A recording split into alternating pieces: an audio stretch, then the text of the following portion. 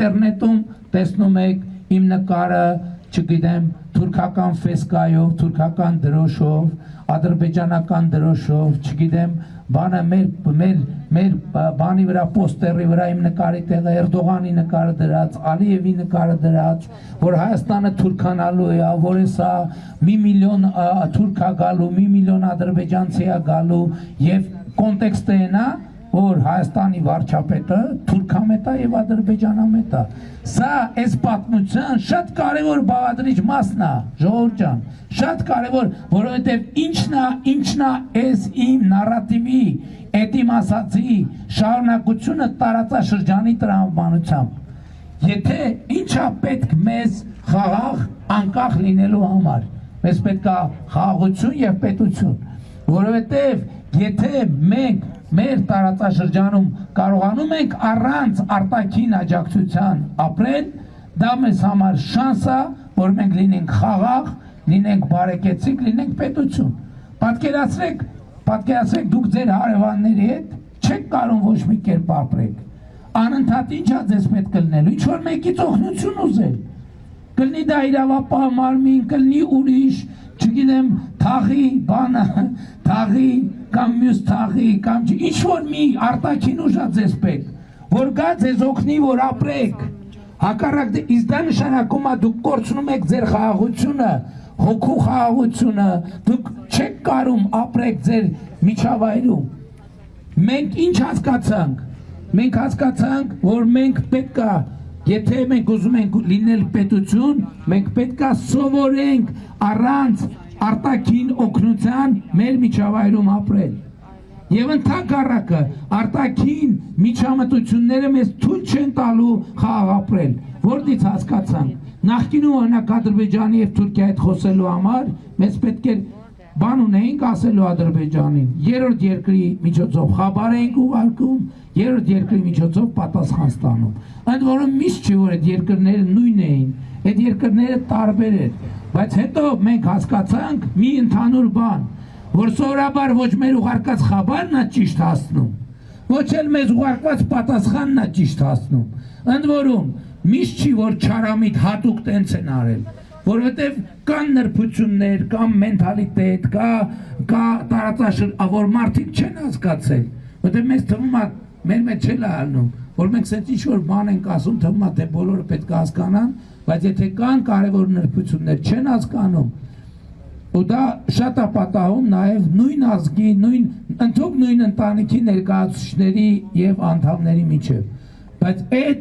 երևույթին մենք առերեսվելով հասկացանք, որ մենք պետք է ուղիղ խոսենք,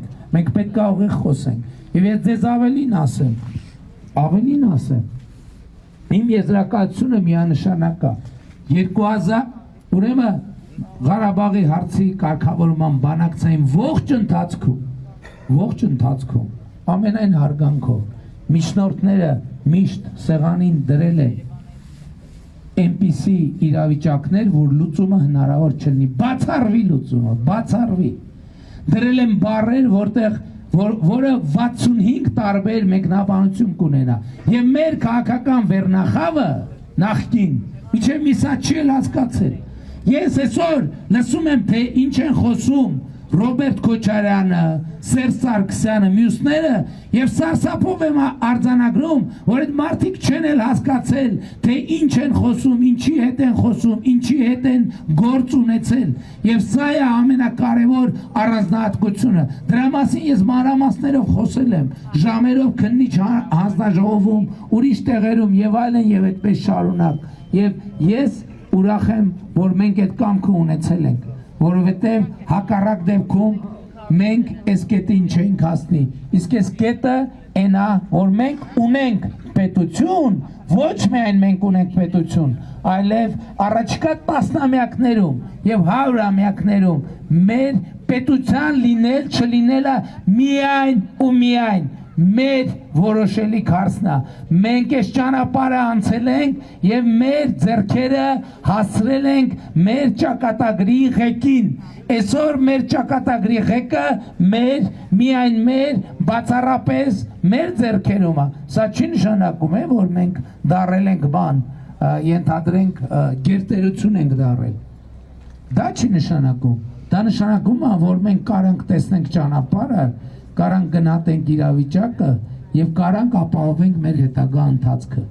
Իսկ սրա համար ամենակարևորը առաջիկա ընտրություններում Տեր կանգնելն է խաղաղությանը, Տեր կանգնելն է պետությանը եւ ես ձեզ բոլորիդ կոչ եմ անում, խնդրում եմ, հորդորում եմ, որ 2026 թվականի հունիսի 7-ին գնաք ընտրական տեղամասեր եւ գործեք հետեւյալ տրամաբանությամբ, Տեր կանգնեք խաղաղությանը, քվեարկելով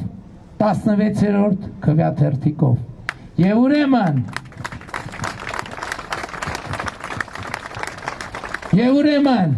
ընտրություններ 2026-ին քվեարկում ենք 16-ին ընտրություններ 2026-ին քվեարկում ենք 16-ին ընտրություններ 2026-ին քվեարկում ենք 16-ին Բայց շատ կարևոր է արձանագրել, թե ինչու են քվեարկում 16-ին, որովհետև էլի եմ ասում,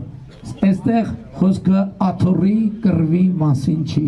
այստեղ խոսքը պաշտոնի կռվի մասին չի, այլ քվեարկում ենք, որովհետև դա ուղիղ ճանապարհն է ի ցույց դնելու, որ պետությանը, անկախությանը, ապագային, խաղաղությանը, Գեղանիստին, Մասիսին, Արարատի մարզին, Երևանին, Հայաստանի Հանրապետությանը, Փառք նահատակներին եւ կեցե Հայաստանի Հանրապետությունը։